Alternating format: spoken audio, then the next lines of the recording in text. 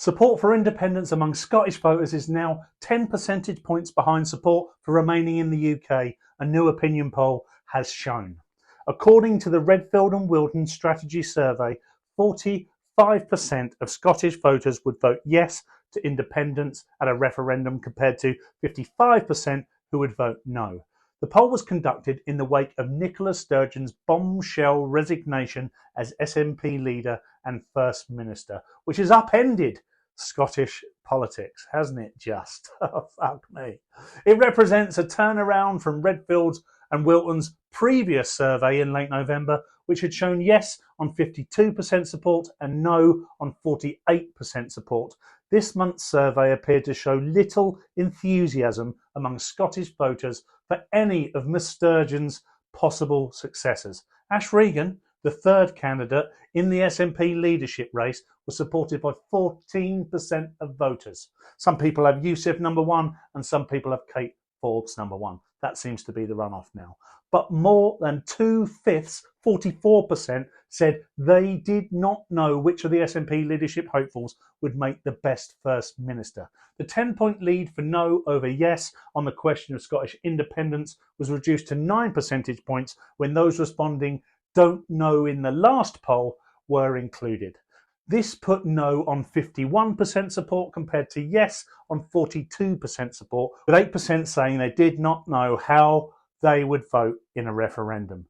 But despite the apparent drop in support for Scottish independence over the past few months, the SNP was still the best supported party in Scotland when voters were asked who would they vote for at a UK general election. The SNP on 39% was shown to hold a 10-point lead over Labour at 29%, with Tories in third on 22%. Ms Sturgeon last month announced her resignation as SNP leader and First Minister amid infighting over her party's independence strategy and row over transgender identity reforms. What a fucking stupid idea that was. The Redfield and Wilton poll found she is set to leave office with a net approval rating of +2%, with 42% approving of Miss Sturgeon's overall job performance since she became SNP leader and 40% disapproving. What a fucking downfall. Her current net approval rating is 14 points lower than her previous approval rating of +16% in November last year. Scottish Tory leader Douglas Ross was found to hold a net approval rating of -23%, down 2 points from November, with Scottish leader Anas Sarwar suffering a 7-point drop in approval rating to now stand at 4%. Redfield and Wilton surveyed 1,050 eligible Scottish voters between the 2nd and 5th of March. Now, what does this tell us? This tells us that people in Scotland are watching what's going on. They have continually, and by they I mean the SNP, have continually put all of their eggs in the independence basket and have continually assumed that will win every single debate every single time. And up to a certain point it did. But have you seen the NHS in Scotland? Have you seen the education system in Scotland? The once a magnificent, best in Europe education system in Scotland is now on its arse. And everyone in England is cleverer than everyone in Scotland, which is a fucking miracle. Have you seen us all down here?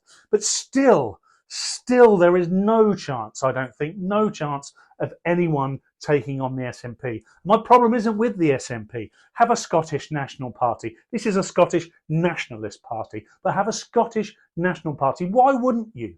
Why wouldn't you indeed?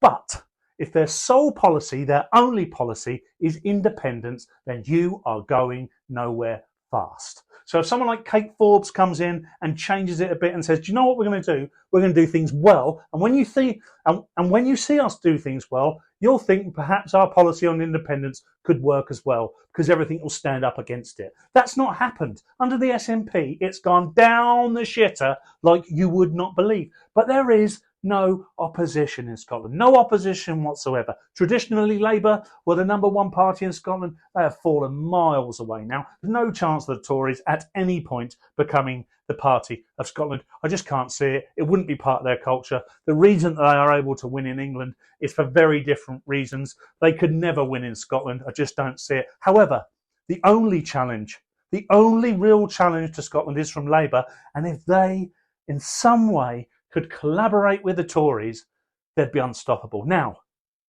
I know I've just said something totally and utterly unimaginable. The Labour Party collaborating with the Tory Party.